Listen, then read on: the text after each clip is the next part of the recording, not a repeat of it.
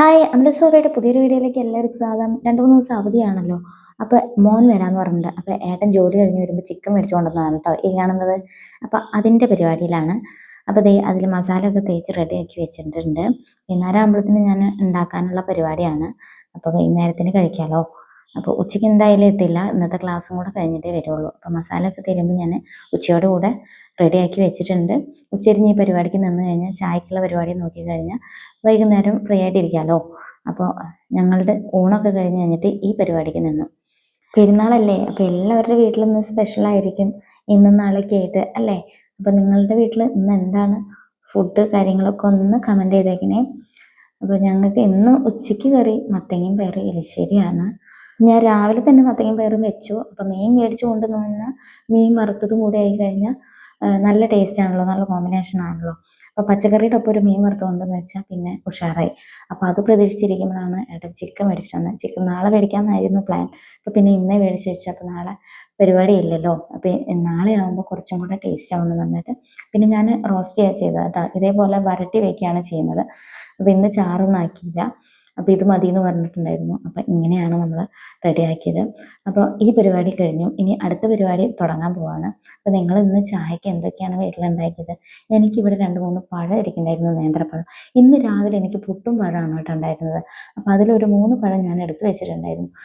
കാരണം എന്തെന്നറിയോ, ഇന്നലെ ദോശ ഉണ്ടാക്കിയപ്പം കുറച്ച് മാവ് ഇരിക്കുന്നുണ്ടായിരുന്നു. അപ്പം ഞാൻ ആ മാവ് അവിടെ തന്നെ വെച്ചു. എനിക്കറിയാം എന്തെങ്കിലും, അതായത് കുറച്ചേ ഉണ്ടായിരുന്നുള്ളൂ. അപ്പോൾ അതായിട്ട് ദോശ ഉണ്ടാക്കി എന്താ വയറ് നിറഞ്ഞിട്ടും കുത്തിത്തിരിക്കി കഴിക്കണതിൻ്റെ നല്ലത് എടുത്ത് വെച്ച് എന്തെങ്കിലും ആവശ്യം വരും. കണ്ടോ, ഈ മാവ് ഇരിക്കുന്നതുകൊണ്ട് ഞാൻ എന്ത് ചെയ്തു, അതിൽ കുറച്ച് ഗോതമ്പ് പൊടി ഇട്ടിട്ട് ഒരു സ്വല്പം വെള്ളം ഒഴിച്ചിട്ട് കുറച്ച് മഞ്ഞൾപ്പൊടി ഇട്ടിട്ട് പഴംപൊരിക്ക് കുഴച്ച് വെച്ചു.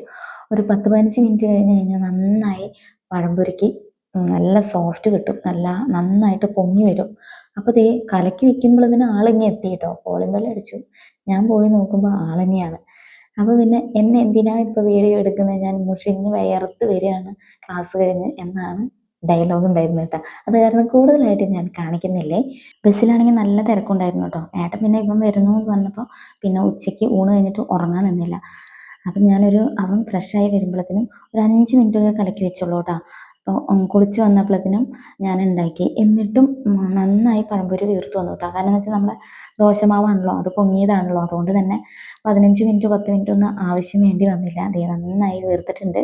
അപ്പം നല്ല രസമുണ്ടായിരുന്നു കേട്ടോ ആ പഴംപൊരി കഴിക്കാനും. പിന്നെ ഞാൻ അതിൽ മധുരമൊന്നും ഇട്ടില്ല, കാരണം പഞ്ചസാര മാക്സിമം ഞാൻ കുറച്ചുകൊണ്ടിരിക്കുകയാണ്. ചായ ആണെങ്കിലും രാവിലെ മാത്രമാണ് ചായ കുടിക്കുന്നത്.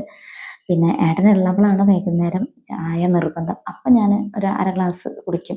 രാവിലെ മാക്സിമം കുടിക്കാണ്ടിരിക്കാൻ നോക്കും. ഏട്ടനുണ്ടെങ്കിൽ ഈ പറഞ്ഞ പോലെ ഒരു കമ്പനി കൊടുക്കാൻ വേണ്ടി കുറച്ച് ഞാൻ കുടിക്കും. മാക്സിമം പഞ്ചസാര ഒഴിവാക്കാൻ ശ്രമിച്ചുകൊണ്ടിരിക്കുക. നിങ്ങളും അങ്ങനെയൊക്കെ തന്നെയല്ലേ? അപ്പോൾ ദേ എൻ്റെ പഴംപൊരി ദേ കണ്ട നന്നായി വേർത്തിട്ടുണ്ട്, നല്ല സോഫ്റ്റായി പൊങ്ങി വന്നിട്ടുണ്ട്. അപ്പോൾ ഞങ്ങൾ ചായയും പഴംപൊരിയും കൂടെ കഴിക്കാൻ പോവാണ്. അപ്പോൾ നിങ്ങൾക്ക് ഇന്ന് എന്തൊക്കെയാണ് ചായക്ക് പലഹാരം? പഴംപൊരിയാണോ അതോ വടയോ? ഞാൻ ഉഴുന്ന് വടയൊക്കെ ഉണ്ടാക്കിയ കാലം മറന്നു കേട്ടോ. മുമ്പൊക്കെ ഇടയ്ക്കിടയ്ക്ക് ഉണ്ടാക്കിയിരുന്നതാണ് പാലക്കാടൊക്കെ ഉള്ളപ്പോൾ. ഇപ്പോൾ ഒത്തിരി നാളായി ഉണ്ടാക്കിയിട്ട്.